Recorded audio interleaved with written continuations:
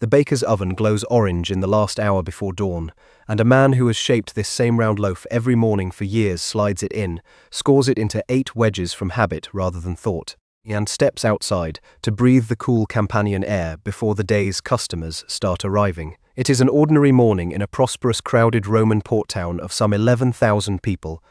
One of hundreds of mornings this particular baker has lived through without incident, and there is nothing about the green, vine-covered mountain rising behind his oven to suggest that this one loaf, left cooling and untouched, will still exist 2,000 years from now, carbonized whole in the ash that kills him before the day is out. Vesuvius had rested so long that nobody living in AD 79, and nobody in the memory of anyone then living, had ever seen it do anything more violent than grow good grapes. Pompeii, the fashionable, thoroughly ordinary trading city built on its skirt, spent that year doing exactly what ordinary cities do, finishing repairs from an old earthquake, running its bakeries and its bars, scratching love notes and election endorsements into its own walls. Then, within about a day, the mountain buried the city so completely and so suddenly that it also, entirely by accident, preserved it whole. The bread still in its oven, the graffiti still on its walls, the exact shape of the people who never made it out. This is the story of the city Vesuvius froze in time, how it lived, how it died in a single catastrophic day, and how that catastrophe became the most complete surviving window anyone has ever had into an ordinary day inside the Roman world.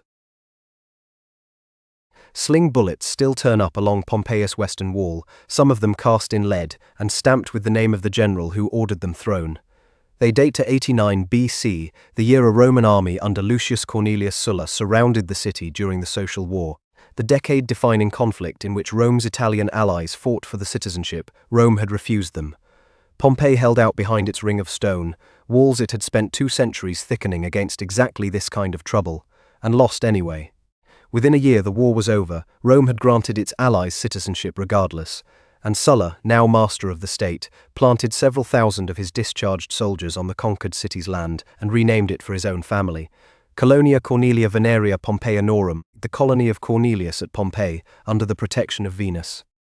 The town Sulla's veterans moved into was already old and already mixed. The first settlement on the volcanic spur above the Sarno River went back to the 6th century BC or earlier, raised by Oscan-speaking peoples native to the region.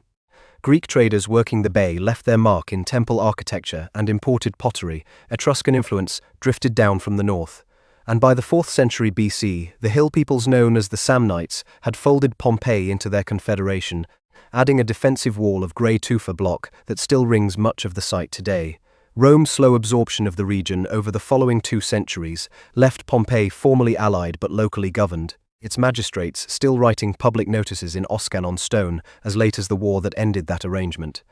The new Latin-speaking colonists did not erase the older city so much as move into it, taking over its best houses, its temples, and its street grid, while the Oscan families who survived the siege intermarried and within 2 or 3 generations were Roman in every practical sense.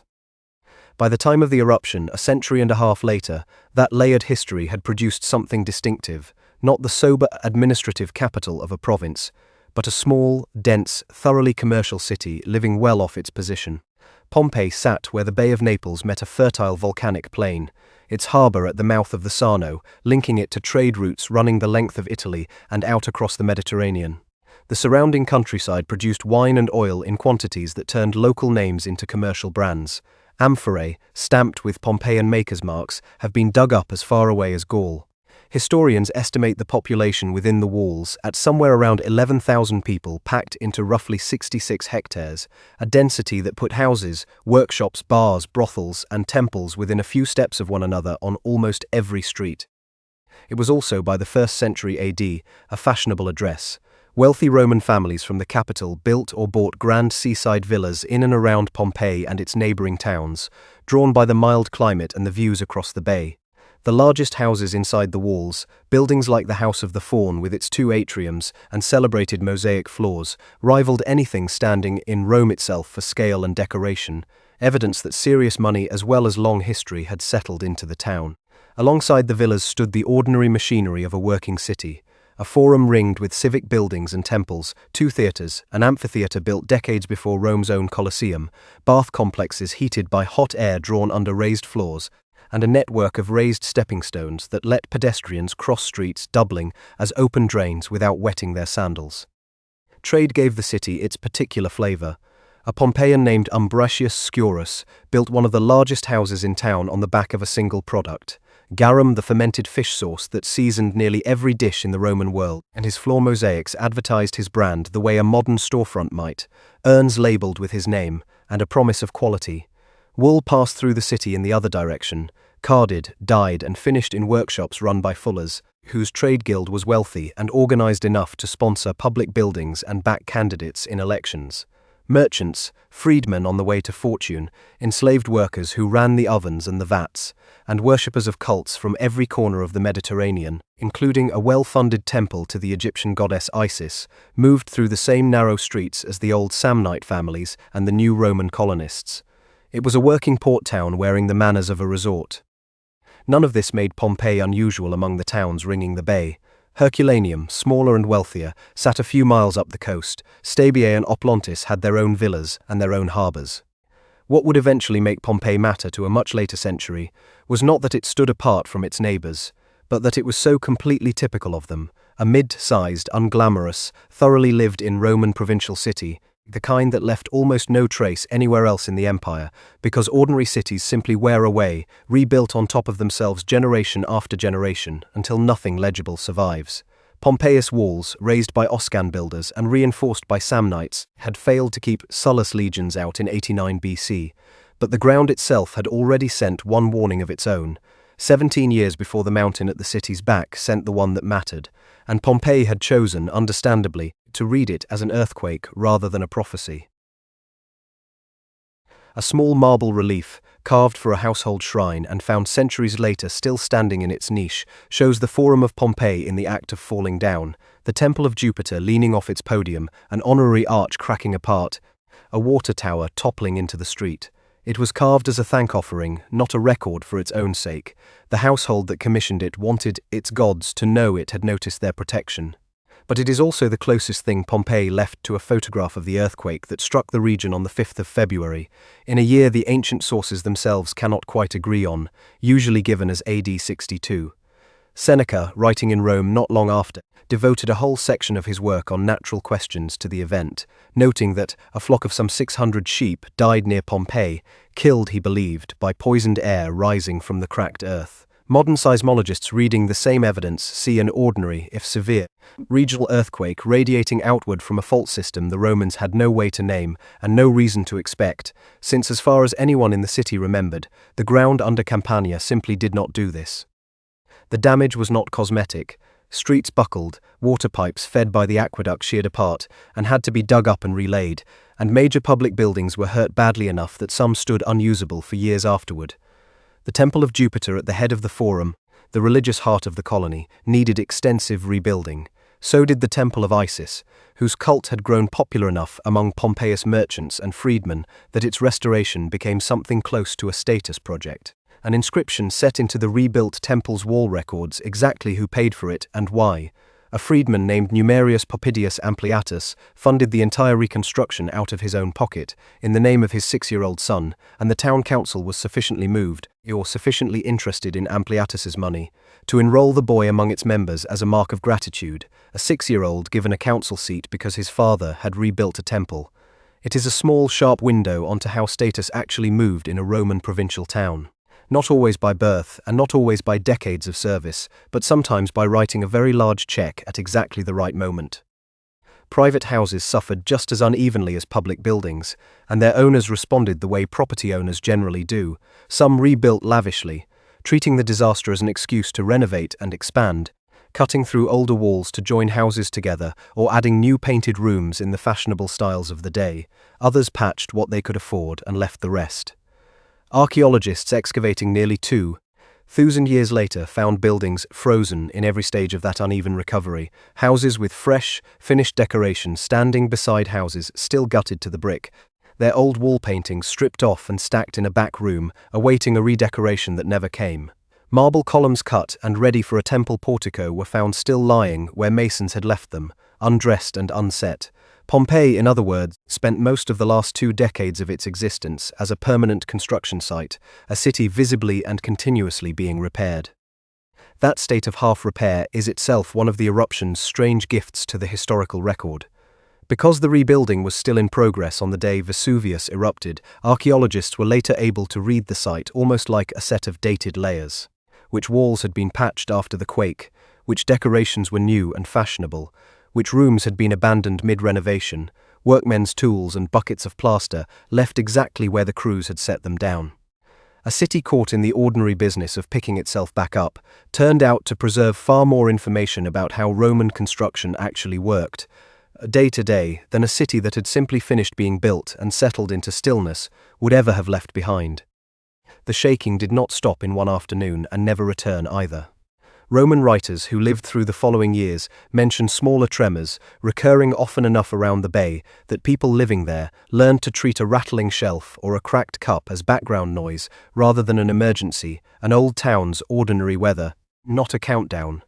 Pliny the Younger, a boy in the region at the time of the Great Quake and a grown man 17 years later, would later write that mild earth tremors were so frequent in Campania that they caused little alarm, since they were, in his words, a common occurrence there. That is the detail worth holding on to going into the last days of the city's life. By AD 79, nobody in Pompeii was watching the ground for a sign,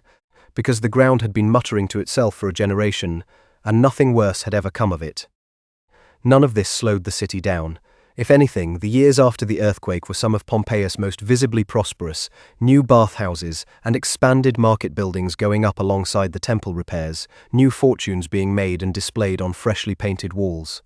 The earthquake had been frightening, expensive, and, for a town that took its household gods seriously, clearly interpreted as a message worth appeasing rather than a pattern worth fearing. Nobody connected the shaking ground to the quiet, wooded mountain a few miles to the north because nobody in Pompeii, and nobody in the historical memory available to them, had any reason to think that mountain was the kind of thing that could shake at all. The city rebuilt its temples, filled its shops, and went back to the work that had always paid its bills. A donkey walks in a tight circle from before dawn, harnessed to a wooden bar that turns a pair of hourglass-shaped stones taller than a man, grinding wheat into the coarse flour that will become the city's bread by mid-morning. Pompeii had at least 33 bakeries working inside its walls, most of them built to the same basic plan. A milling room with 2 or 3 of these stone querns in a row, a kneading room, and a domed brick oven big enough to bake dozens of loaves at once. The bread that came out of them was often scored into 8 wedge-shaped sections before baking, so a household could break off a portion without a knife, and it was common enough, cheap enough, and central enough to daily life that it barely registered as a subject worth writing about, which is exactly why the physical loaves themselves, later carbonized whole inside their ovens, would end up telling historians more about ordinary Pompeian food than any surviving text ever does. Around the bakeries ran a street plan built almost entirely for commerce. Pompeii's main streets were lined, block after block, with narrow shop fronts called tabernae, one-room businesses with a wide street-facing counter, often selling wine, hot food, or cloth by day and doubling as a family's home by night, the owner and his household sleeping in a loft above the counter or a back room behind it. More than 150 of these shops functioned as thermopolia, the Roman equivalent of a fast food counter, their masonry counters set with large ceramic jars sunk into holes for holding wine, stews and legumes, kept warm for customers who had no kitchen of their own or simply wanted lunch on the way somewhere else. Archaeologists have found some of these counters still holding the remains of the last meal ever served there, duck bone, fish, snails and beans, still identifiable after 2,000 years because the ash sealed them before decay could finish its work. Bigger transactions moved through the forum itself, ringed by the Macellum, a covered meat and produce market with its own small shrine, and by the offices of the city's money changers and public weights and measures officials, whose stone counter for checking a merchant's scales against the official standard still stands along one side of the square. Banking in the modern sense did not exist, but something close to it did. A Pompeian named Lucius Caecilius Jucundus worked as an auctioneer and moneylender, and the wax tablets recording his transactions, preserved by chance in a strongbox in his house, log loan repayments, property auctions, and public contracts down to the exact sum and the exact witness list, a paper trail as mundane and as informative as any small-town lawyer's filing cabinet. Wine and olive oil, pressed in the countryside beyond the walls and shipped out through the harbour at the mouth of the Sarno, remained the backbone of the regional economy, alongside the garum trade and the wool that passed through the fuller's vats. Three industries that together explain why a town this size could afford temples, theatres and painted houses that a modern visitor still finds startling in their ambition. None of this ran on free labour. Slaves worked the mills, staffed the shop counters, cooked the food sold at the thermopolia, and carried water and messages through streets too narrow for most wheeled traffic during the day. Some slaves in Pompeii, as across the Roman world, could eventually buy or be granted their freedom, and freedmen make up a striking share of the wealthiest names the city left behind, men who had once been property becoming, within a generation, the patrons who funded temples and put their sons on the town council. It was not an equal city, and no ancient city was, but it was a city where money moved fast enough, and status was negotiable enough, that a baker's family, a moneylender's family, or a freed slave's family could plausibly end up owning one of the grand houses near the Forum within 2 generations of owning nothing at all.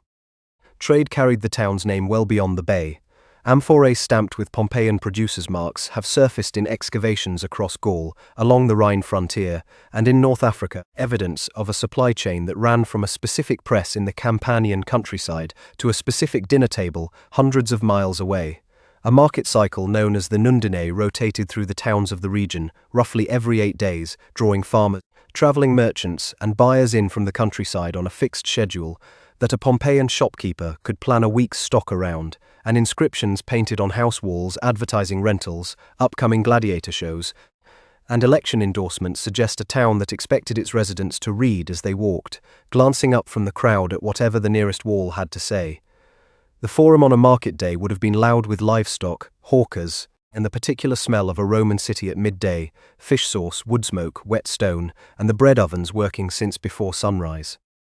By the standards of the empire it belonged to, Pompeii in the late 70s AD was doing well, rebuilt after the earthquake, busy with trade, its bakeries running, its shop counters full, its wax tablets recording an unbroken flow of ordinary commerce. The city's appetite for spectacle, though, ran just as deep as its appetite for bread, and it had already proven, a generation earlier, exactly how far that appetite could get out of hand. Stone benches curve around Pompeius Amphitheatre in a single unbroken bowl, built into an earthen embankment at the edge of the city sometime around 70 BC, which makes it, on current evidence, the oldest surviving stone amphitheatre anywhere in the Roman world. Older than Rome's own Colosseum by a century and a half, it could seat something on the order of 20,000 spectators, nearly twice the resident population of the city itself, because Pompeius Games drew crowds from every town in the region,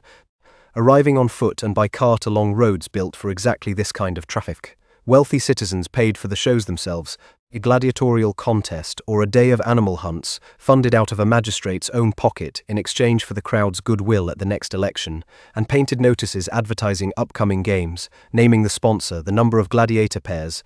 and sometimes even a promise of shade awnings against the sun, still survive on house fronts across the city.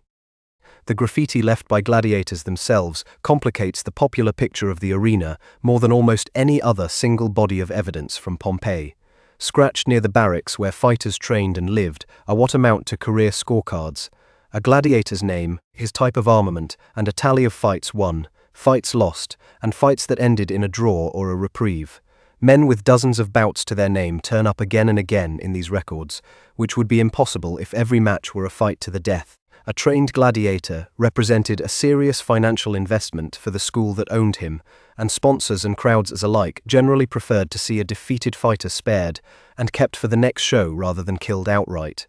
Death in the arena certainly happened. Roman audiences were not squeamish about violence, but the graffiti tells a more businesslike story than the legend does. Professional fighters with long careers, house favorites the crowd wanted to see again, an industry built around survival as often as around slaughter.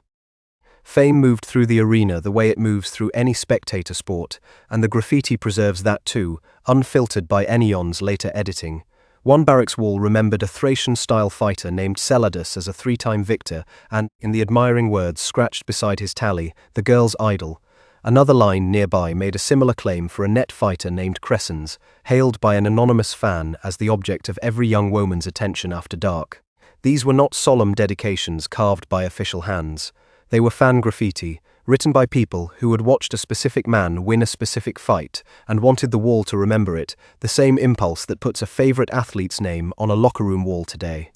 Alongside the tallies of wins and losses, they round out a picture of gladiators as local celebrities, as much as condemned men, figures the crowd rooted for across dozens of appearances, rather than strangers glimpsed once before dying. That same appetite for spectacle turned dangerous in AD 59, in an incident serious enough that it reached the historian Tacitus in Rome, and through him reaches us today. A gladiatorial show at the amphitheatre drew a large crowd of visitors from Nuceria, a rival town a short distance down the coast, and what began as the ordinary crosstown, jeering common to any regional sporting rivalry, escalated, according to Tacitus, into an exchange of insults, then stones, then swords. The Nucerians, outnumbered on what was effectively Pompeian home ground, came off worse. Tacitus records that many were left maimed, and a number of families lost sons or fathers to a brawl that had started as an afternoon's entertainment. A fresco discovered inside a Pompeian house appears to depict the very event, showing fighting spilling out from the arena's entrances into the surrounding porticos and stalls, a rare case of a Roman artwork illustrating a specific, dated news event rather than myth or history. The aftermath reached all the way to the imperial court. Nero's mother had family connections to Nuceria, and the matter was referred to the Senate, which conducted a formal inquiry and handed down a punishment aimed squarely at the city's civic pride. Gladiatorial games were banned at Pompeii for 10 years, and the organizer of the fatal show, a man named Livinus Regulus, was exiled along with others judged responsible for starting the violence.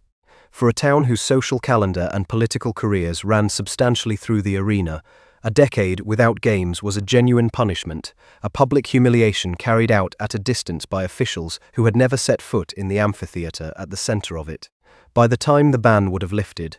only a handful of years remained before the mountain made the whole question of Pompeius' entertainment schedule permanently irrelevant. Games were only one register of Pompeian leisure. The city supported 2 theatres standing side by side near its southern edge, a large open-air house for tragedy and comedy that could hold several thousand people, and a smaller roofed Odeon built for music, poetry readings, and more intimate performances, alongside a large public bath complex and quieter forms of entertainment folded into the ordinary rhythm of the week, a bar game of dice in a thermopolium's back room, wrestling and ball games in the palaestra attached to the baths, an evening spent listening to a hired musician in a wealthy house's garden. Pompeii, in the years before its last summer, was a city that had built an entire civic economy around watching, being watched, and occasionally, as the Nucerians had learned the hard way, being hurt for the crowd's entertainment. Painted in red and black letters a hand's width tall, an election notice still runs along the front of a house near the Forum, naming a candidate for local office and the group of citizens asking their neighbours to vote for him. Pompeii has yielded more than 2 dozen of these painted endorsements, called programmata, and they were not written by anonymous well-wishers. A baker's guild might back one candidate, a group of fruit sellers another, a neighbourhood's household staff a third, each notice signed with the name of the trade or the street association putting its public weight behind a man running for a seat on the town council or one of its 2 top magistracies. A professional sign painter, in at least one case named directly in his own work, moved from wall to wall executing these commissions in a distinctive lettering style modern scholars can now recognize on sight, the closest thing the ancient world left to a single artist's visible signature spread across an entire town. Beneath the painted, official layer of the programmata runs a much rougher, scratched layer of graffiti proper, words cut into wet or dried wall plaster with the stylus or a nail, by whoever happened to be standing there with something to say. Thousands of these survive, and their range is the whole reason historians prize them. Complaints about noisy neighbours, boasts about a good meal or a good night, insults traded between people who clearly knew each other, and a good deal of straightforward, crude humour of the kind that shows up on any surface humans are given enough time and privacy to write on. One visitor to a public latrine left a note claiming that a physician attached to the future Emperor Titus' household had used the facility to notably good effect, a joke apparently worth immortalizing in stone by whoever read it and decided the world needed to know. None of it was written for posterity. All of it survived anyway, sealed under ash before anyone could scrub a wall clean or paint over an old joke, which is exactly the accident that makes Pompeius graffiti a more honest sample of ordinary Roman speech than almost any literary text handed down through careful copying and editing. love predictably left the densest layer of all. On a wall not far from the forum, a weaver named Successus is remembered pining after a barmaid, and a rival suitor, a man named Severus, apparently could not resist scratching a mocking reply into the same stretch of plaster, taunting Successus for his lack of success with the woman both men wanted. Successus, in what reads like a real-time exchange conducted in public across days or weeks, wrote back defending himself. It is, in effect, a short-lived comment thread cut into a wall nearly 2,000 years before comment threads existed, complete with a jealous rival, a wounded suitor, and an argument neither man knew a future civilization would still be reading. Other graffiti record marriage proposals, complaints about faithless lovers, and at least one writer's frank assessment of his own romantic failures, all left by people whose names appear nowhere in any surviving literature, and who would be entirely unknown to history without a wall willing to hold their handwriting. Modern scholars studying the placement of these inscriptions have found something closer to a social network than a scattered pile of graffiti. In several houses and along certain well-trafficked streets, the same names and the same handwriting recur across multiple inscriptions written over months or years, suggesting groups of friends, rivals, or regular customers returning to the same wall again and again to add a new line, answer an old joke, or needle a familiar target. A tavern's back room might carry a running tally of drinks owed alongside a customer's boast about his own drinking, while a house's entrance passage collected years of visitors' greetings to the family inside, stacked one above another like a guest book nobody organized on purpose. Insults could be pointed and personal. One Pompeian wished a specific named neighbor a spectacularly unpleasant bout of hemorrhoids, a curse petty enough and human enough to have been written yesterday. None of these writers imagined an audience beyond the next person to walk past. All of them got one anyway, 2,000 years deep. Children left their mark too, in a register all its own. Several walls carry what look unmistakably like handwriting exercises. The alphabet copied out letter by letter, short words practiced and repracticed, the visible effort of someone still learning to form Latin letters with a stylus, set beside the polished lettering of a professional election sign painter, or the fluent, joke-cracking hand of an adult graffiti writer. These unsteady rows of letters are a rare, almost startling reminder that literacy in Pompeii ran the full range from confident public advertising down to a child's first attempts, and that both ends of that range shared the same walls. What the graffiti adds up to, taken together, is a kind of census the Roman world never meant to take. Formal literature from antiquity survives because someone judged it worth copying, generation after generation, by scribes who tended overwhelmingly to preserve the words of wealthy, educated, free men. Graffiti obeyed no such filter. It captured barmaids, weavers, gladiators, slaves, sign painters, and children in the act of simply talking to one another, unfiltered by anyone's later judgment about what deserved to last. Pompeii's walls, in other words, kept the ordinary voices its libraries never would have, and they were about to fall silent at the same moment as everything else in the city, buried under the same ash that would, centuries later, hand them back. In almost every excavated Pompeian house, somewhere near the kitchen or the main hall, a small painted niche holds the same basic scene. A household's guardian spirit, called its genius, pouring a libation between two dancing figures known as the Lares, with a snake, symbol of the earth's fertility and protection, often coiled beneath them. This was the lararium, the household shrine, and it was not decoration. Families made small daily offerings there, a pinch of food set aside before a meal, a few words spoken to the spirits believed to watch over the home's threshold, its stores and its ancestors. Religion in Pompeii lived overwhelmingly at this scale, in a household's own hands, long before it reached any public temple, and the sheer number of surviving lararia, tucked into houses of every size across the city, shows a population for whom the gods were a daily domestic habit rather than an occasional formal obligation. Public religion scaled the same instinct up to the level of the city. The Temple of Apollo, standing at the edge of the Forum, is among the oldest religious structures in Pompeii, its cult reaching back to the town's pre-Roman centuries and continuing, largely undisturbed, through the Samnite period and into the colony's Roman life. Venus herself held a special place as the colony's named patron, honored in the very title Sulla's veterans had given the refounded town, and a large sanctuary dedicated to her stood near the city's southwestern gate, overlooking the sea she was believed to have first stepped from. The Temple of Jupiter anchored the Forum's northern end as the seat of the state cult proper. Rebuilt after the earthquake, and still, 17 years later, showing signs of unfinished repair,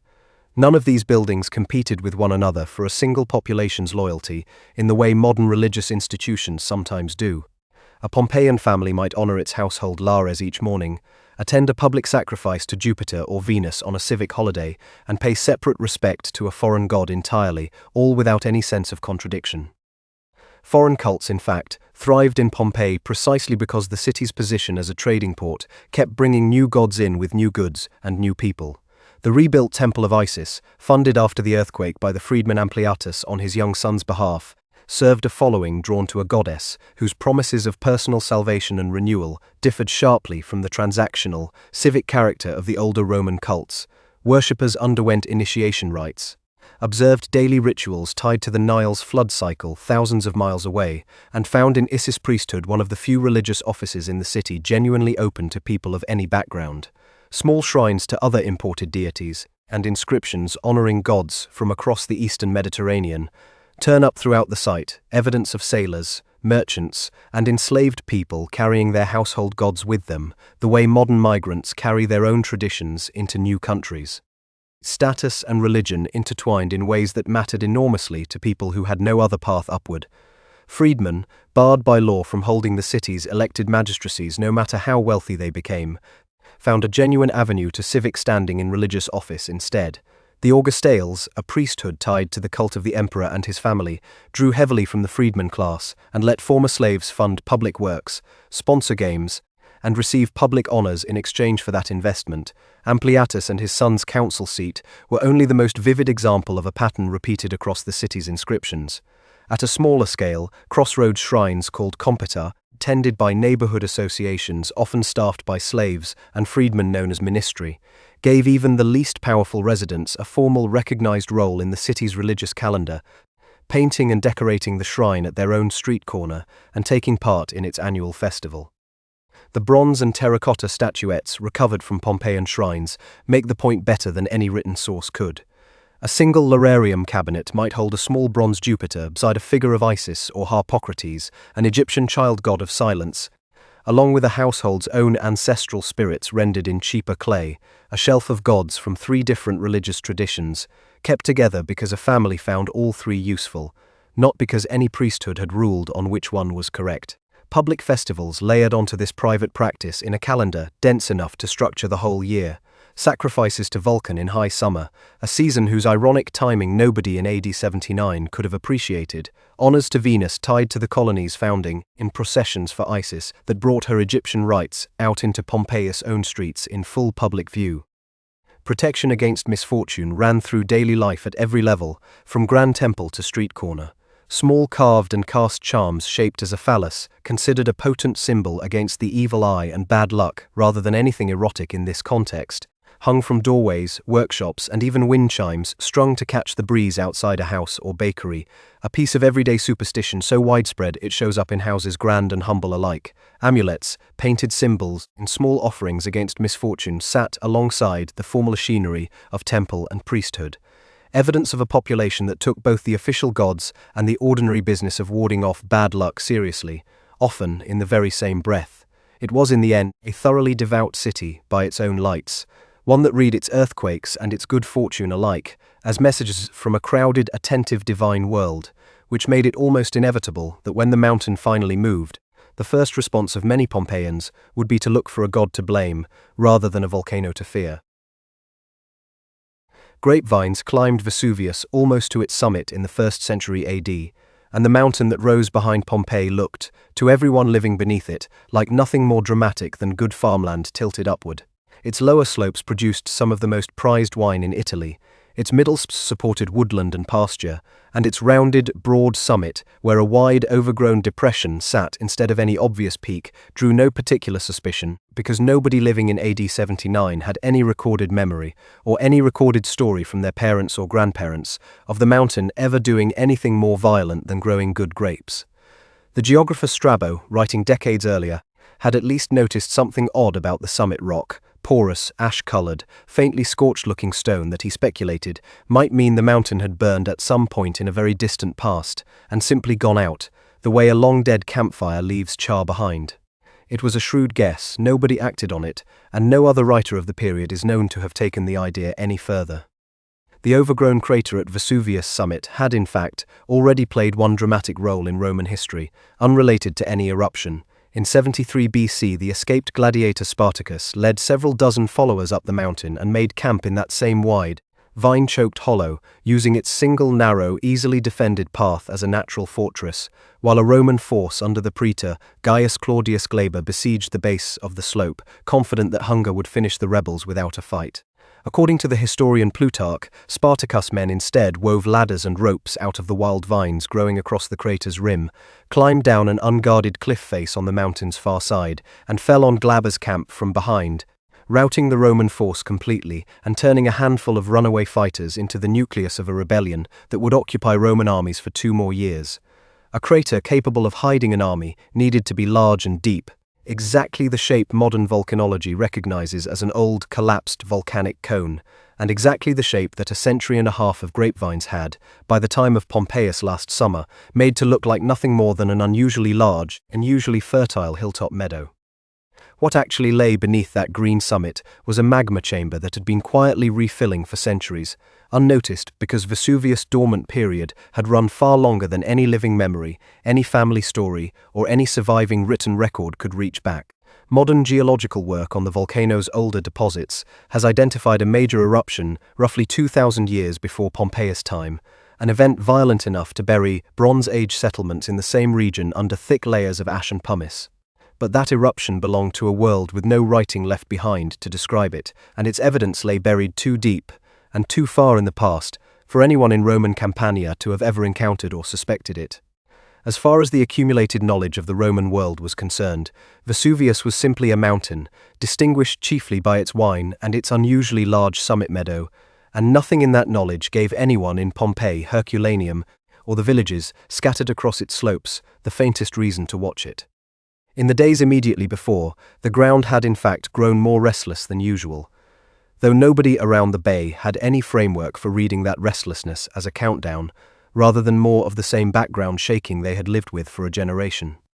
Pliny the Younger, writing his account of the disaster some 25 years later at the request of the historian Tacitus, recalled that earth tremors had been felt for several days beforehand, stronger than the ordinary sort Campania was used to, but not alarming enough on their own to send anyone running, since, as he put it, such shocks were common in that part of Italy and rarely caused serious fear. It is one of the most consequential sentences in the whole surviving record because it explains, more plainly than anything else could, why an entire region failed to evacuate before the mountain in its midst, did something it had never been recorded doing before. The warning signs that hindsight would later isolate so clearly were, to the people actually feeling them underfoot, no different from any other week of an ordinary Campanian summer. 2 men who would matter enormously to the mountain's final days were at that moment going about entirely unrelated business a short sail across the bay. Gaius Plinius Secundus, known today as Pliny the Elder, commanded the Roman fleet based at Misenum, at the northern tip of the bay, a post that suited a man whose restless curiosity had already produced a vast encyclopedic survey of the natural world, the natural history, covering everything from astronomy to zoology to the properties of stone. He was, by his own nephew's affectionate account, almost pathologically industrious, reading and dictating notes even while eating, bathing, or being carried in a litter, unwilling to waste a single hour that might be spent gathering more facts about the world. That nephew, Gaius Plinius Caecilius Secundus, later known as Pliny the Younger, was a bookish teenager of about 17 staying at Misenum with his mother that summer, studying under his uncle's supervision, and, by his own later admission, more interested that particular afternoon in the Greek composition, exercise, his uncle had assigned him than in anything happening on the far side of the bay. Neither of them, nor anyone else in the region, had the faintest idea that the quiet mountain across the water from their dinner table was about to become the most famous volcano in human history, or that the younger of the two was about to become, entirely by accident, its only surviving eyewitness. Early in the afternoon, Pliny the Younger's mother noticed something strange rising over the mountains across the bay and pointed it out to her brother-in-law, the fleet commander, who had just come in from a walk in the sun and was about to take a cold bath before lunch. What she saw, in her nephew's later description, was a cloud of an unusual size and appearance climbing into the sky on a long trunk, then spreading out at the top into branches, most like, he wrote, an umbrella pine. rising straight up for a great height and then flattening into a broad crown, whitened in places, and elsewhere dirtied, and mottled by the earth and ash it carried. It is one of the earliest precise eyewitness descriptions of a volcanic eruption ever set down in writing. And it is accurate enough that a specific type of towering mushroom-capped eruption column, the kind Vesuvius produced that day, is still called Plinian by volcanologists in his honor. The date usually attached to that afternoon is the 24th of August, AD 79, a figure drawn from the manuscript tradition of Pliny's own letter describing the eruption to the historian Tacitus. Modern scholars have grown considerably less certain of it. The surviving manuscripts of Pliny's letter disagree with one another on the exact date, and a body of physical evidence recovered from the site points the other way. Victims found wearing heavier wool clothing than an Italian August would call for, fresh autumn produce such as pomegranates and walnuts found stored in the ruins, wine that appears to have already finished its late summer fermentation, and, most strikingly, a piece of charcoal graffiti discovered during excavations in 2018, written on a wall in a form of ash-based charcoal that degrades within days if left exposed outdoors, and dated by the writer himself to 16 days before the 1st of November, the 17th of October. Because that charcoal could not plausibly have survived weeks of open-air weather before being sealed under the eruption's own ash, many archaeologists now believe the true date was in October, not August, and Italy's own Ministry of Culture has increasingly favored the 24th of October as the more likely day. The point either way is not really the calendar, it is that even a disaster this famous, this thoroughly documented by a first-hand witness, still carries genuine ongoing uncertainty at its most basic factual level, a reminder of how much interpretation sits underneath even the best attested events from the ancient world. Other evidence only deepens the puzzle rather than resolving it. Coins recovered from some victims include issues that numismatists date no earlier than the autumn of AD 79, and the general condition of the harvest visible in the ruins. Grape presses that had finished their work, storage jars already sealed, reads more naturally as October than high summer. Against all of that sits the plain fact that the traditional August date has been repeated in guidebooks, museum labels, and popular history for centuries, and that changing a date this deeply embedded in the public imagination is its own slow process, regardless of which reading of the evidence eventually wins out among specialists. The honest position, and the one this account follows, is that the eruption happened on a specific day. The ancient and physical evidence together can narrow to a season, autumn, more confidently than to a precise date. Most sources still print out of habit. Whatever the date, the column itself behaved the same way. Modern volcanological reconstruction, cross-referencing Pliny's letter against the physical layers of ash and pumice still visible in the ground, describes an eruption that began with a violent release of gas and magma, blasting a column of ash, pumice, and superheated gas somewhere on the order of 20 to 30 kilometers into the stratosphere, high enough to be visible for well over 100 kilometers around the bay. Winds aloft carried the plume mostly toward the southeast, directly over Pompeii, while Herculaneum, closer to the mountain, but upwind of this first phase, received comparatively little of the falling debris at first. For something like 18 to 20 hours, pumice and ash rained down on Pompeii without pause, first pale and light, then progressively darker and denser as the eruption drew on deeper, heavier material from the volcano's throat.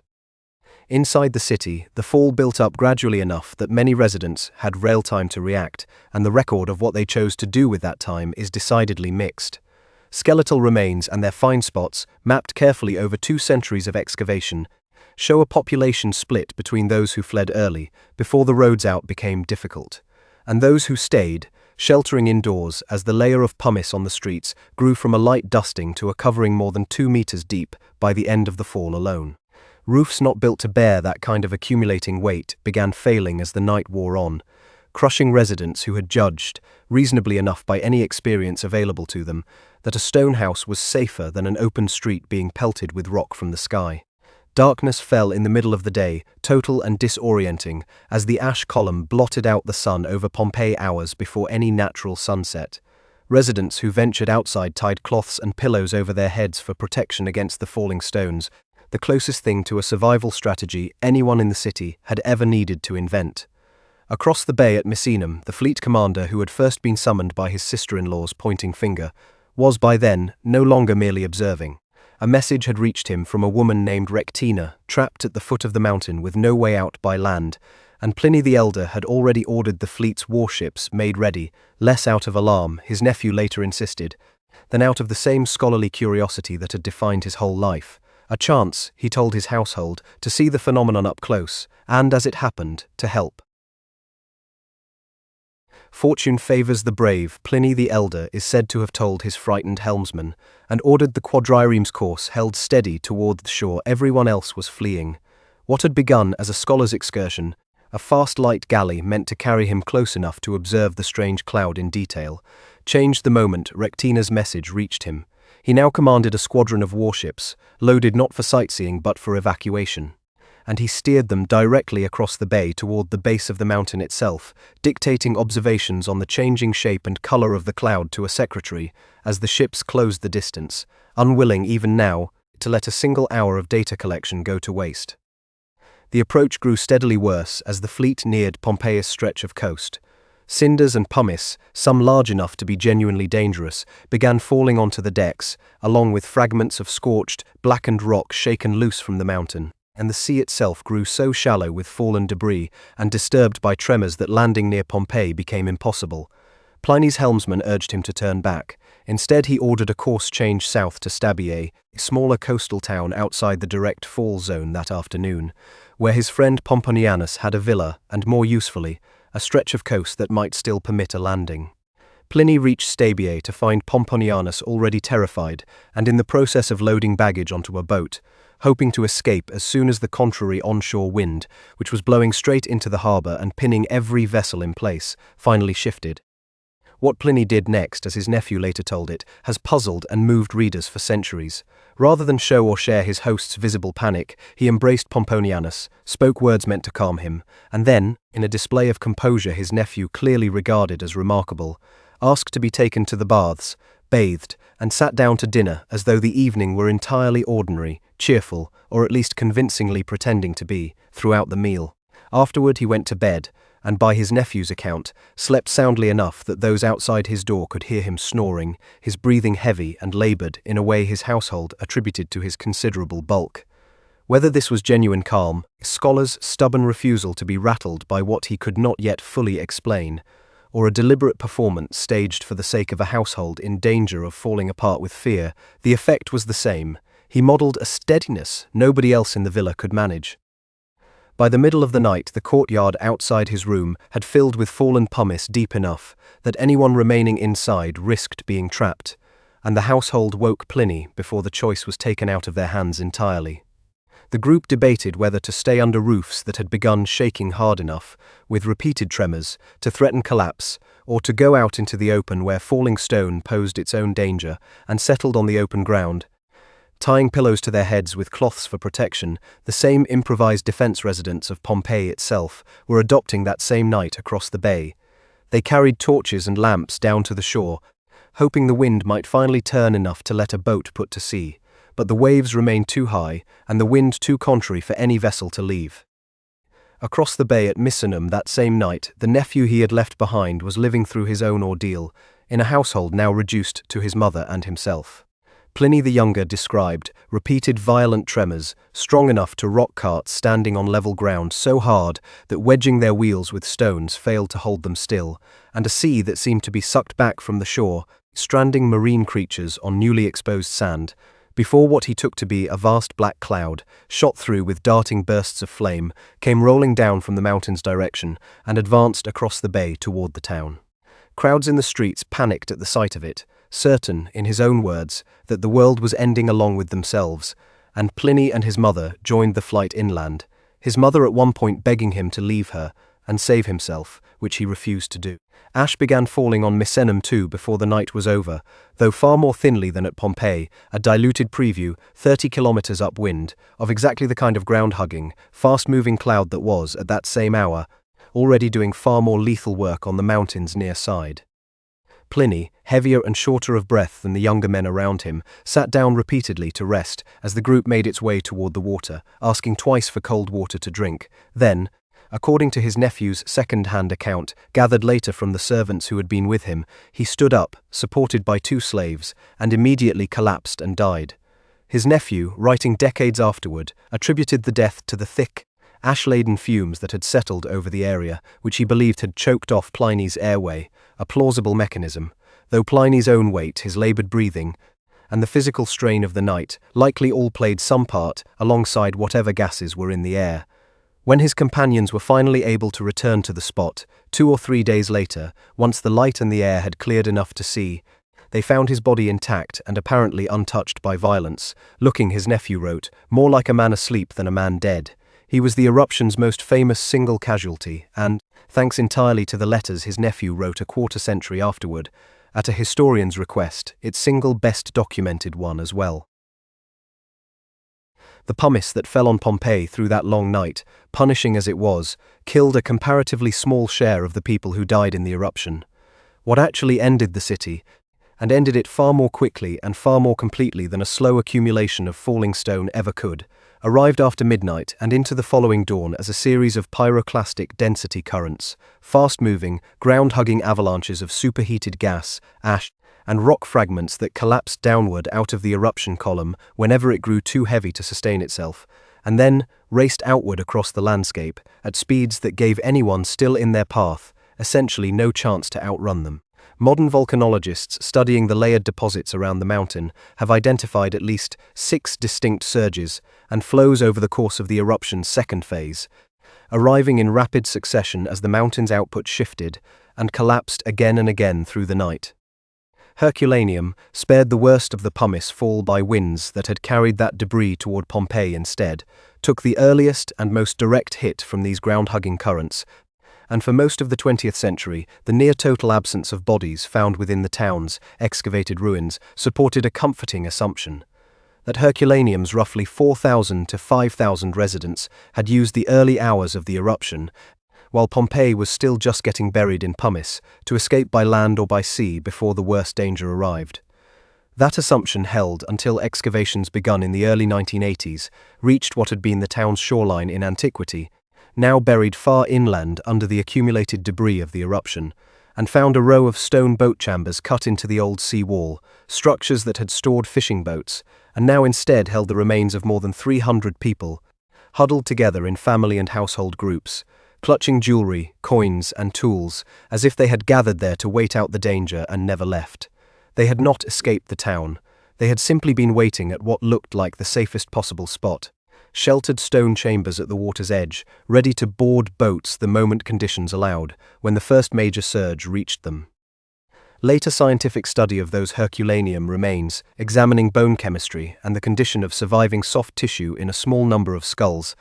has suggested that the surge that killed them arrived at temperatures high enough to cause death almost instantaneously, likely within a fraction of a second, well before suffocation or prolonged suffering could set in, a genuinely contested finding among specialists, with some researchers proposing temperatures approaching 500 degrees Celsius and others arguing for a somewhat lower, though still lethal, range. Whatever the precise number, the general picture researchers agree on is grim, but at least mercifully fast. People who believed they were sheltering safely at the water's edge died where they sat, in an instant, hours before anyone still alive in Pompeii would face the same fate, arriving in a somewhat cooler, marginally slower form.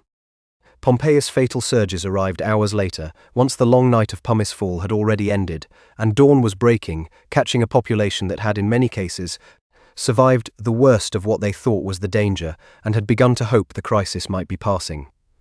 The surges swept over the city at temperatures researchers generally place somewhere in the range of 200 to 300 degrees Celsius, hot enough to kill through a combination of thermal shock and the inhalation of scorching ash and gas, without necessarily charring flesh or bone to the degree the more intense Herculaneum event apparently did. Victims caught in these later Pompeii surges are frequently found in a distinctive, tightly flexed posture, limbs drawn up, spine arched, hands curled, position forensic researchers recognize from other heat death contexts as the result of extreme heat instantly contracting muscle and tendon, not, as earlier generations of excavators sometimes assumed, a sign of prolonged agony or a final defensive gesture. The same heat and burial that killed so quickly also preserved with a completeness the ancient world left almost nowhere else. At Herculaneum, sealed under material that cooled into a dense, oxygen-starved mass rather than the looser pumice that covered Pompeii, carbonized wooden furniture, doors and roof beams survived structurally intact, along with an entire library of papyrus scrolls in one villa, blackened to charcoal but still legible, centuries later, to scholars using modern imaging to read texts no other surviving copy preserves. At Pompeii, the same principle, on a smaller scale, is what had already turned a baker's ordinary loaf of scored bread into a carbonized object durable enough to outlast the building around it. Catastrophe and preservation, in both towns, were not two separate outcomes of the eruption. They were the same physical event, viewed from two different distances. Of Pompeii's estimated 11,000 residents, most are believed to have escaped the city during the many hours the pumice fall allowed, fleeing along roads to the south and east, while the wind still carried the worst of the ash away from their route. The remains of well over 1,000 people have nonetheless been recovered from in and around the city to date, and archaeologists continue to find more, including sets of remains along roads leading away from the walls, evidence of people who had judged correctly that they needed to leave, but too late. What the ash left behind in the hardened volcanic deposit that eventually cooled and solidified around each body was something almost nobody involved in burying the city could have anticipated.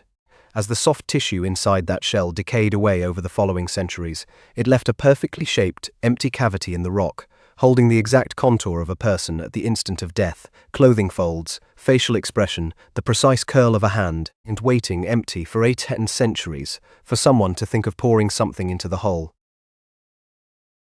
Within weeks of the ash finally settling, people were back on top of it with shovels. Survivors and outsiders alike bored narrow vertical shafts down through the hardened pumice and ash into the buried buildings beneath, following the tops of walls and roof lines still faintly visible under the new, gently sloping landscape, hunting for anything valuable enough to be worth recovering: coin, silver plate, statuary, even architectural marble that could be stripped and resold. Archaeologists excavating centuries later found the unmistakable evidence of this activity everywhere: narrow tunnels punched through walls and ceilings, rooms disturbed and picked over, and in some cases human remains that had clearly been shifted or damaged by the diggers' picks as they worked, treating a city that was also a mass grave as first and foremost a resource to be salvaged. It was not looting in any simple sense. Some of it was almost certainly carried out by survivors or their heirs, returning to their own former homes to recover what was legally still theirs, if only they could dig down far enough to reach it. The disaster reached the very top of the Roman state. Titus, who had become emperor barely 2 months before the eruption, responded to the catastrophe as a major public emergency, dispatching 2 former consuls to Campania to organize relief and reconstruction, and by the account of the biographer Suetonius, personally visited the devastated region more than once, and arranged for the property of those who had died without any surviving heir to be redirected toward the recovery effort rather than simply escheat to the treasury as the law might otherwise have allowed. It was, by the standards of the ancient world, a genuinely serious disaster response program, treated with the same public urgency the empire might have given a major military defeat or a great fire in Rome itself. What the relief effort could not do was bring Pompeii or Herculaneum back. The landscape itself had changed too completely. The coastline near Herculaneum had been pushed outward by hundreds of meters of new volcanic material, burying the old shore under solid ground, and the layer covering Pompeii ran, in places 6 meters deep or more, an impossible depth to simply clear away and rebuild upon with the tools available to the period. Some displaced residents likely resettled in nearby towns that had survived with less damage. The region's economy, badly disrupted, took years to recover even in the places still standing. Neither Pompeii nor Herculaneum was ever reoccupied as a functioning town. The names lingered in a handful of later geographical and administrative references, but the exact memory of what those names had meant, and precisely where those places had stood, faded within a few generations into something closer to a rumor than a fact. Vesuvius made sure the burial only deepened with time. The mountain erupted repeatedly over the centuries that followed, smaller events in antiquity and the medieval period each adding their own fresh layer of ash and lava across the region, further obscuring whatever surface traces of the buried towns might otherwise have remained visible to later generations.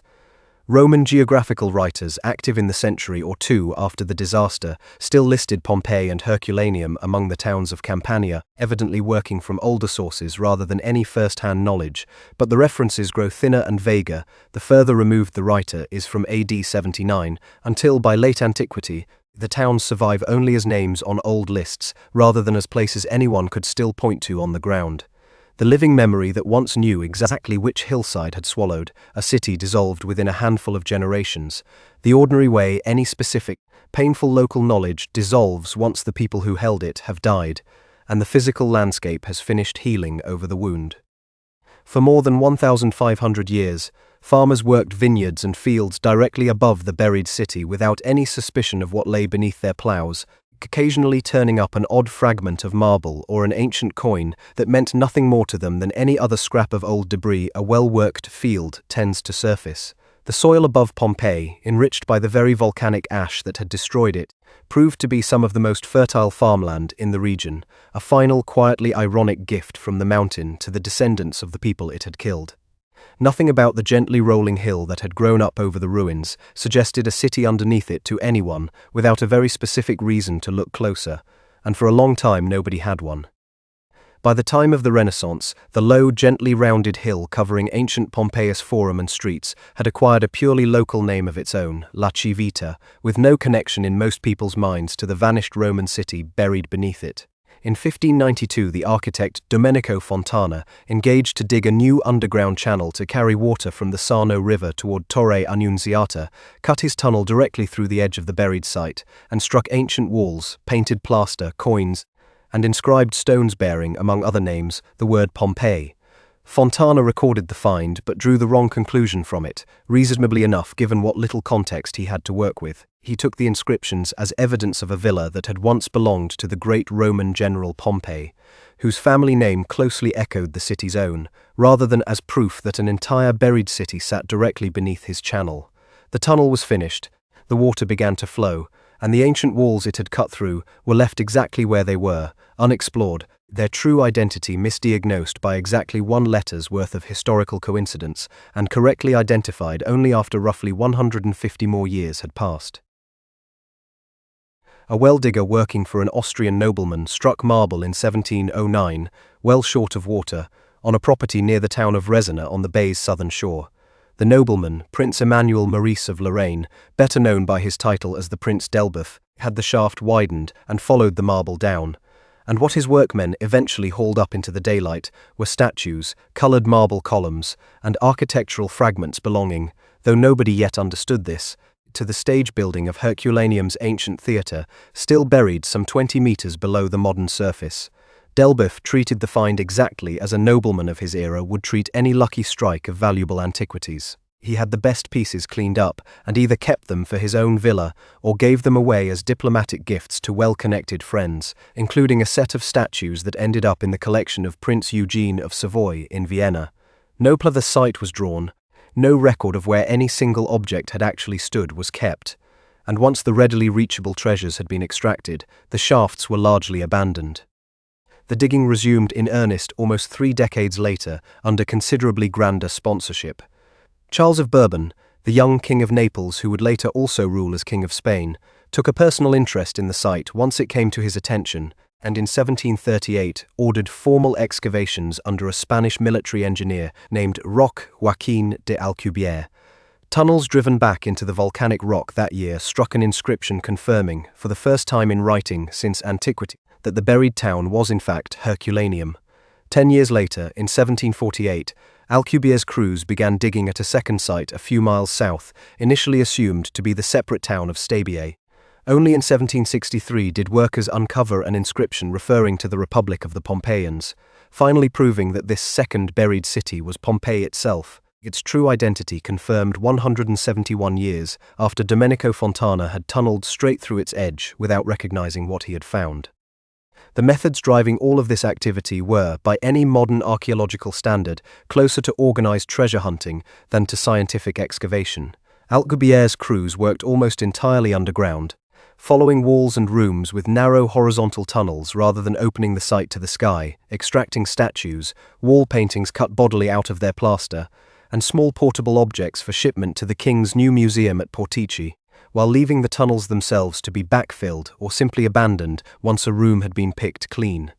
Find spots went largely unrecorded. Objects were separated from the rooms and walls that gave them context, and human remains encountered in the process were frequently pushed aside or destroyed outright in the rush to reach whatever lay behind them.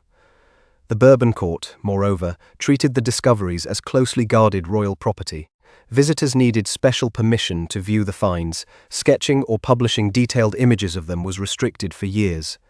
and the Crown controlled the flow of information about the excavation as tightly as it controlled the objects themselves. That secrecy could not survive contact with Johann Joachim Winckelmann, a German scholar whose visits to the site and the royal collection in the 1750s and 1760s produced published reports that reached readers across Europe regardless of what the Neapolitan court preferred. Winckelmann, who would go on to be remembered as one of the founders of art history and archaeology as disciplines in their own right, was scathing about Alcubierre's methods, accusing the engineer, more or less directly, of ignorance and vandalism in his treatment of an irreplaceable historical record. His criticism did not stop the digging, but his descriptions of what the digging had found did something arguably more consequential. They told the educated public of Europe, in detail, that an entire Roman city had been recovered nearly intact, and the news landed with the force of a genuine sensation. Some individual discoveries were spectacular enough to stand out even against that general sensation. Tunneling beneath a large villa on Herculaneum's outskirts in the 1750s, excavators found room after room lined with carbonized papyrus scrolls, the remains of a private library complete enough that scholars are still, centuries later, developing new imaging techniques to read the blackened, brittle rolls without physically unrolling and destroying them. At Pompeii, once digging finally reached the Grand House of the Faun in the 1830s, workers uncovered floor mosaics of a size and technical sophistication that startled even audiences by then well accustomed to reports of buried Roman splendor. Each new find of this kind renewed the continent's appetite for news from the site, and reinforced the sense that Campania's buried cities were an inexhaustible source of both scholarship and spectacle. The excavation methods themselves slowly began to improve, if unevenly, as the decades passed and the political ground under Naples shifted. When French rule briefly replaced the Bourbons in the early 1800s, King Joachim Murat and his wife Caroline Bonaparte, Napoleon's sister, pushed the excavation of Pompeii toward open-air clearance rather than blind tunneling, exposing whole streets and building fronts to daylight, instead of picking through them from underground in the dark. It was a meaningful step toward treating the site as a place to be understood, rather than simply mined, though it would take the political unification of Italy itself, and one particular director with a genuinely scientific temperament, to turn that instinct into a rigorous method. The consequences reached well beyond archaeology. Aristocratic and wealthy travelers making the grand tour of Europe began routing their itineraries specifically to include Naples and its newly famous buried towns, and the objects, colors, and motifs recovered from beneath the ash worked their way with startling speed into the fashionable design of the age. Pompeian red became a standard decorator's color. Wedgwood-modelled pottery on excavated shapes, and architects and furniture makers across Britain and France borrowed directly from Herculaneum and Pompeius newly published wall paintings and interiors. A pair of buried Roman towns, dug up largely to fill one king's private museum, had within a single generation reshaped the visual taste of an entire continent that had never seen either place with its own eyes. Giuseppe Fiorelli took charge of the excavations in 1860, in the first rush of enthusiasm following Italian unification, and he arrived with a temperament almost nobody who had previously run the dig had shared. He wanted to understand the site, rather than simply extract objects from it. Fiorelli stopped the old practice of tunneling opportunistically from room to room in pursuit of statues and paintings, and replaced it with a method that strikes modern archaeologists as basic common sense, precisely because Fiorelli was one of the people who invented it. Excavate an entire city block from the top down, in the order the ash had actually fallen, recording exactly where every object, wall and body was found before moving it. He also imposed a simple, durable system of addresses on the whole site, dividing it into numbered regions, each region into numbered blocks called insulae,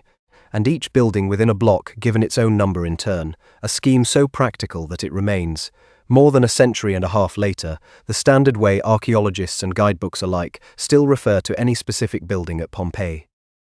It was this same close, patient attention that led Fiorelli, in 1863, to notice something his predecessors had walked past or through for well over a century. Digging into the hardened layer of ash and pumice, his workmen kept encountering strange hollow spaces, empty pockets in the otherwise solid volcanic deposit, generally found wherever human remains had also turned up nearby. Fiorelli understood what earlier excavators, focused entirely on statues and coin, had never paused to work out. A body buried in wet ash had decayed away over the centuries inside its own hardened shell, leaving behind an exact negative mold of itself, bones scattered at the bottom of a cavity shaped precisely like the person who had died there, down to the folds of their clothing and the expression frozen on what had been their face. Fiorelli's solution was elegant and, in hindsight, almost obvious. Drill a small hole into the cavity, pour in liquid plaster of Paris, wait for it to set hard, and then carefully clear away the surrounding ash to reveal a complete three-dimensional plaster figure, a portrait sculpted not by any artist but by the disaster itself at the instant of a specific person's death. The results, from the very first casts onward, were unlike anything archaeology had produced before, or in truth has produced since. A seated figure known simply as the muleteer emerged with his knees drawn up and his hands over his face, exactly as he had died. Elsewhere workers uncovered a chained guard dog, twisted into an agonized final posture that instantly humanized, in the most literal sense, an animal casualty of the disaster. A group of 13 people, found together decades later in 1961 in what had once been a garden, showed a family or household that had tried and failed to outrun the surge together, their relative positions preserved exactly as they had fallen. None of these figures were carved by human hands in the way a conventional sculpture is. Each was a cast taken directly from the void a real body had left in the rock, which is precisely what makes them so difficult to look at and so impossible to look away from. Not an artist's interpretation of Roman death, but its literal physical shape. News of the casts spread internationally almost as fast as news of the earlier treasure halls had. Examples were shown at the Paris World's Fair not long after Fiorelli perfected the method,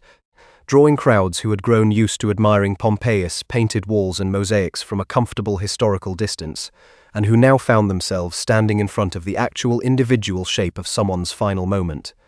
The casts did something no coin, fresco, or inscription had managed before. They collapsed the distance between the visitor and the victim to nothing, replacing an abstract death toll with a specific person curled on the ground, arms raised, in a pose a modern viewer's own body could recognize and uncomfortably imagine. The technique has continued to evolve well past Fiorelli's own lifetime. 20th century archaeologists refined his basic method and extended it to other organic material the ash had swallowed and left hollow, producing plaster casts of wooden doors, furniture, and roots from long-vanished garden plantings, reconstructing not just human victims, but entire vanished objects from the negative space they had left behind. More recently, teams working under Italy's Great Pompeii project have begun using clear epoxy resin instead of opaque plaster for new casts, a material that lets researchers see the skeleton still resting inside the cast rather than concealing it, opening the bodies to modern forensic and genetic study without ever having to break the cast itself apart. Diet, health, even in some cases probable cause of death can now be read from casts that Fiorelli's own plaster, however revolutionary in 1863, could never have revealed. What Fiorelli's method achieved, beyond any single cast, was to turn Pompeii from a source of loose, decontextualized treasure into a site that could be read as a coherent, datable whole. His Regio and Insula addresses gave every later graffito, every bakery, every carbonized loaf of bread a fixed, permanent location that could be cross-referenced against everything else found nearby, exactly the kind of systematic record that the free-for-all tunneling of the previous century had thrown away without a second thought. A city that had spent 100 years being mined for its prettiest fragments finally had a director willing to treat the emptiest, ugliest thing it contained, a hollow space in cooled ash, as the most important discovery of all. Bombs fell on Pompeii in the late summer of 1943, dropped by Allied aircraft supporting the landings at Salerno, who had been told wrongly that German forces were sheltering equipment among the ruins. Over several raids that August and September, More than 150 bombs struck the ancient site, destroying or badly damaging dozens of buildings, including the excavation's own antiquarium, a museum built specifically to house and display finds from the site, along with a portion of its records and artifacts inside. It was, in a strange and unintended way, a second burial, this time by an army that had no idea what it was actually striking. And the post-war decades under the long directorship of Amedeo Maiuri were spent as much on repairing this new damage as on continuing to uncover what the ash had left behind in the first place. Peace brought its own kind of pressure, arriving more slowly but proving, in the long run, just as hard to manage. Pompeii's fame, compounded across 2 centuries of publications, paintings, and eventually photographs and film, made it one of the most visited archaeological sites on Earth. Drawing millions of tourists a year by the early 21st century, foot traffic and humidity and constant exposure wearing steadily at frescoes and structures that had survived nearly 2 millennia sealed safely underground. Funding for conservation, meanwhile, chronically failed to keep pace with the site's actual physical needs, a gap that produced, in November 2010, the exact kind of embarrassing failure critics had been predicting for years. The Schola Armaturarum, a building believed to have served as a gladiator's meeting house, collapsed entirely after heavy rain, its walls undermined by decades of deferred drainage and structural maintenance. The collapse made international headlines and became, for a time, a byword for Italian cultural mismanagement, precisely the opposite of the story a site this famous should have been telling the world. The response, eventually, matched the scale of the embarrassment. The European Union and the Italian government jointly funded the Great Pompeii project beginning in 2012, a conservation and stabilization program worth more than €100 million aimed at shoring up unstable structures, fixing the drainage failures that had brought down the Schola Armaturarum, and, notably, resuming systematic excavation of parts of the city that had never been dug at all, chiefly a northern district known as Regio 5. That renewed digging, conducted with a rigor and a toolkit Fiorelli himself could scarcely have imagined, has produced a steady stream of new discoveries in the years since, painted rooms with mythological scenes still showing vivid, undimmed color, and in 2020, a completely intact thermopolium counter, its sunken storage jars still holding traces of the actual food sold there on the city's last day, duckbone and other scraps of a final meal joining the earlier finds that had already shown historians what ordinary Pompeians actually ate for lunch. Modern scientific technique has done something the plaster casts themselves never could. It has started correcting assumptions people had confidently made about Pompeii's dead for more than a century. A pair of casts found embracing, long assumed by generations of guidebooks and popular writers to be 2 women, perhaps a mother and daughter, caught together in their final moment, was re-examined using DNA analysis in the 2010s and shown instead to be 2 men, unrelated to each other by blood, whose actual relationship to one another remains unknown. The correction did not make the image any less moving, but it stripped away a romantic assumption that had never actually been tested against physical evidence, a useful lesson in how easily even careful observers can read a comfortable story into an ambiguous set of bones. Isotope analysis of teeth and skeletal remains has added further texture, suggesting that ordinary Pompeians ate more seafood and had somewhat more varied diets across social classes than earlier historians, working mostly from literary sources about elite Roman dining, had assumed. Vesuvius itself has not gone anywhere. The mountain last erupted in March 1944, the year after Allied bombs had mistakenly fallen on Pompeius, ruins a short distance away, a far smaller event than AD 79, but still large enough to destroy villages on its slopes and damage parked American bombers at a nearby airfield with falling ash. It remains, by the standard measures volcanologists use, one of the most dangerous volcanoes on the planet, not because of its explosive potential alone, but because of who now lives beside it. Roughly 3 million people live in the towns and suburbs ringing the mountain's base today,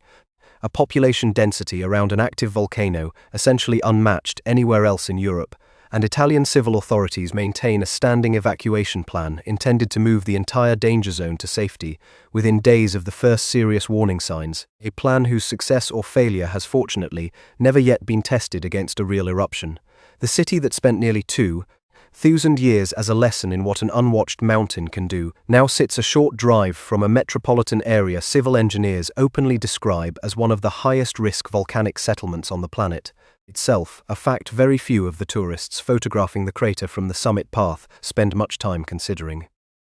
Pompeii today sits in an odd, permanently unfinished state. A third of the ancient city still lies unexcavated, deliberately left in the ground by modern archaeologists who have learned, from the mistakes of Alcubierre's tunnelers, and even from some of Fiorelli's own successors, that a site frozen this completely benefits from patience, better tools arriving with each future generation, and the humility to leave some questions for scientists not yet born to answer with methods not yet invented. In a quiet gallery of the Naples Archaeological Museum, a round loaf of bread sits under glass, still scored into 8 wedges, still stamped with a baker's mark pressed into the dough before it ever saw an oven, carbonized black and hard as stone but entirely, unmistakably recognizable as something a hungry person once meant to eat that morning. A short walk away, in another case, a plaster figure lies curled on its side, knees drawn toward its chest, one arm raised as if to shield a face that has not existed in any material sense for 2,000 years. Back at the site itself, under a modern protective roof installed specifically to keep the plaster casts and painted plaster surfaces from the same slow decay that finally overtook Pliny's own text after centuries of hand copying, a wall carries the faint scratched outline of an argument between 2 men over a woman named Iris, still legible if a visitor knows where to look and how to read the worn Latin letters. None of these 3 objects were meant to last. All 3 have outlasted the empire that made them, the language most of their audience once spoke without a second thought, and every single person who could have told you, in AD 79, which of them mattered and which did not. That is the paradox this whole story keeps circling back to, and it is worth stating plainly at the end, rather than leaving it implied. Pompeii did not become one of the best documented cities of the ancient world, because it was unusually important, unusually wealthy, or unusually well recorded by the historians of its own day. Provincial Roman towns of its size left almost no trace anywhere else in the empire, worn away over centuries by exactly the ordinary processes, rebuilding, recycling, decay, that erase most of what any civilization leaves behind. Pompeii escaped that fate only because it was interrupted mid-sentence by a catastrophe violent enough to seal an entire ordinary day under a lid. Nothing could lift again for the better part of 2 millennia. The eruption that killed a portion of its population and erased the rest of its future is the same event, examined from the other side, that preserved its present with a completeness no living, changing, aging city can ever match. Destruction and preservation were never 2 separate stories here. They were the same afternoon, viewed from 2,000 years apart. What that preserved afternoon actually contains, when the volcano and the emperors and the excavators are all set aside, is embarrassingly ordinary, and that ordinariness is the real gift. A baker who scored his bread into wedges before he sold it. A weaver who could not stop thinking about a barmaid, and a rival who could not resist teasing him about it in front of the whole street. A child practicing letters on a wall with no way of knowing anyone would ever read them again. A household that kept small bronze gods from 3 different religious traditions on the same kitchen shelf because all 3, in their judgment, were worth keeping close. A gladiator with a losing record who kept fighting anyway, and a fan who thought he deserved the wall space regardless. None of these people expected to matter to anyone beyond their own street, their own generation, their own lifetime. The ash did not know or care that it was preserving anything important. It simply fell, indiscriminately, on everyone and everything beneath it, and in doing so kept faith with the unimportant as completely as with the grand. That gift has never come free of an uncomfortable question, and the honest version of this story has to sit with it rather than look away. Every cast on display is also a body, a specific person who suffocated or burned to death in terror nearly 2,000 years ago and never consented to becoming a museum exhibit or a photograph on a stranger's phone. Archaeologists and museum curators have argued for decades over how to display the casts with appropriate gravity, some favoring dimmer lighting and more explanatory context that foregrounds the human being rather than the spectacle, others noting that the cast's power to move viewers, the same power that first drew crowds at the Paris World's Fair, depends on exactly the direct, unmediated confrontation with a real death that makes the ethical question so hard to resolve in the first place. There is no fully comfortable answer. The people of Pompeii did not choose to become the ancient world's most famous evidence, and the very completeness of what the ash preserved is inseparable from the fact that preserving it required a great many of them to die exactly where they were standing. Pompeii's ruins are visited today by roughly 4 million people a year, most of them walking the same stepping stones the city's own residents once used to cross a street without wetting their sandals. standing in the same amphitheatre where a riot over Nucerian pride once got the games banned for a decade. Reading the same election notices a baker's guild once painted in support of a candidate, now remembered by nobody but the wall.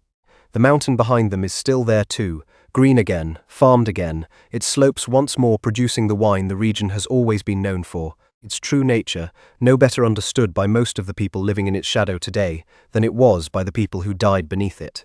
It has not erupted at this scale since, and it will erupt again eventually, on a schedule no one alive can predict with any precision. Until it does, the bread stays in its case, the wall stays under its roof, and the hollow, filled at last with plaster after 18 centuries of holding nothing at all, keeps the exact shape of an ordinary morning that a mountain, for reasons of its own, decided the world should never be allowed to forget. Pliny the Younger was an old man, well into his 40s, and a name of real consequence in Roman public life, when a historian's request finally made him sit down and put the worst night of his adolescence into words. He wrote it twice, in 2 separate letters, careful and precise even in his grief, describing a mountain, a cloud, a mother he had almost left behind, and an uncle who had sailed toward danger, instead of away from it and never come home. He had no way of knowing that his own careful sentences would outlive not just his uncle's death, but the empire both men had served, that they would become, in time, the single thread connecting every painted wall, every scoffed loaf, every plaster hollow later pulled out of the ground to the actual human afternoon that made them. Pompeii is not famous because it was important. It is famous because an afternoon in AD 79 refused to become the way every other afternoon in every other Roman town eventually did, worn down and paved over and finally forgotten. The mountain sealed it instead, whole and specific, down to the bread in the oven and the joke on the tavern wall, and left it for a version of the future its own residents could never have pictured to come digging, gently with a brush instead of a shovel, for exactly the ordinary things they never thought worth writing down themselves. The city that ended in a single terrible day is, of every Roman city that ever stood, the one still most fully alive.